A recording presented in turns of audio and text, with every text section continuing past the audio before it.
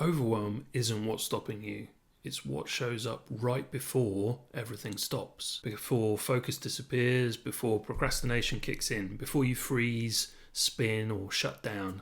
And if you've been trying to get rid of overwhelm, you've been fighting the wrong thing. If you feel overwhelmed more often than you think you should, let me be clear. You're not bad at managing your time, you're not incapable of handling responsibility, and you're not failing at adulthood. Overwhelm isn't evidence that you're doing something wrong. It's evidence that your system is carrying more than it can safely hold. In this video, I want to change how you see overwhelm, because overwhelm isn't the problem, it's the signal. And once you understand what it's signaling and why ignoring it makes everything worse, clarity stops feeling so far away.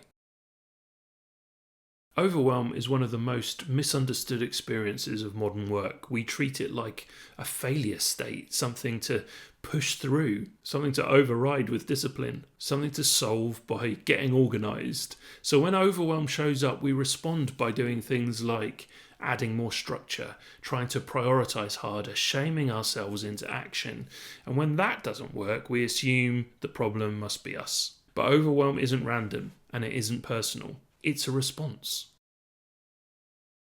Here's the lie most of us internalise. If I were more capable, I wouldn't feel this overwhelmed. But notice something. Overwhelm rarely shows up because you don't care. It shows up because you care about a lot of things at once, because you're trying to hold too much in your head, because you don't want to drop the ball. Overwhelm is rarely a lack of effort. It's usually an excess of responsibility. Overwhelm isn't an emotion, it's a capacity signal. It's what happens when the number of things you're holding mentally, emotionally, or cognitively exceeds what your system can process at once. Because your brain has limits, not because it's weak, but because it's human. When those limits are crossed, the system sends a signal. That signal is overwhelm. Overwhelm appears before breakdown, before burnout, before procrastination, before shutdown. It's an early warning system, but most of us have been trained to ignore it. We tell ourselves, I'll deal with it later. This is just how things are. Everyone feels like this. So we keep going, and the signal gets louder. When overwhelm is ignored, a few predictable things happen. First, clarity disappears, not because you forgot how to think, but because your system is overloaded. Then decision-making slows. Everything feels equally urgent. Nothing feels obvious. Then procrastination shows up, not as laziness, but as protection. And finally, guilt enters the picture. This is how overwhelm quietly turns into self-blame.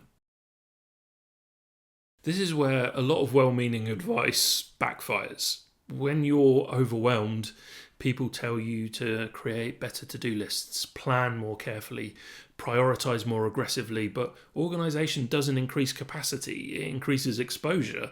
You become more aware of everything you're holding without actually reducing the load. So overwhelm intensifies, not because planning is bad, but because the system is already over capacity. Here's the reframe that changes everything. Overwhelm isn't telling you to try harder, it's telling you that something needs to come down. Pressure, volume, expectations, cognitive load. When you listen to overwhelm instead of fighting it, you stop escalating the problem. You begin responding to it. When overwhelm is treated as information, not failure, clarity returns sooner. Procrastination loses its grip, starting feels safer, momentum becomes steadier. You don't become magically productive, you become regulated. And regulation is what allows thinking, choosing, and focusing to return. When overwhelm shows up, don't ask, how do I get through all of this? Instead, ask, what is my system carrying too much of right now? That question shifts you from force to diagnosis. It tells you whether the issue is too many open loops, too many decisions, too much emotional weight, too much pressure to perform. Overwhelm doesn't need motivation, it needs reduction. Most people try to act out of overwhelm, but that's backwards. Action becomes possible after the load comes down. When even one thing is removed from your mental stack, the system breathes. That breathing room is where clarity reappears. So I want you to hear this. Overwhelm isn't a personal failing. It's not proof that you're incapable or behind. It's a signal, one that shows up before things break. If you learn to listen to that signal instead of silencing it, everything downstream changes.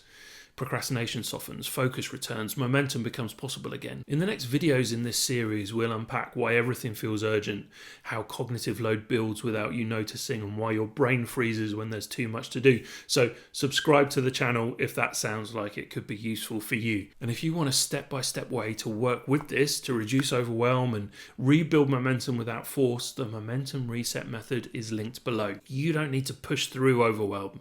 You need to listen to it.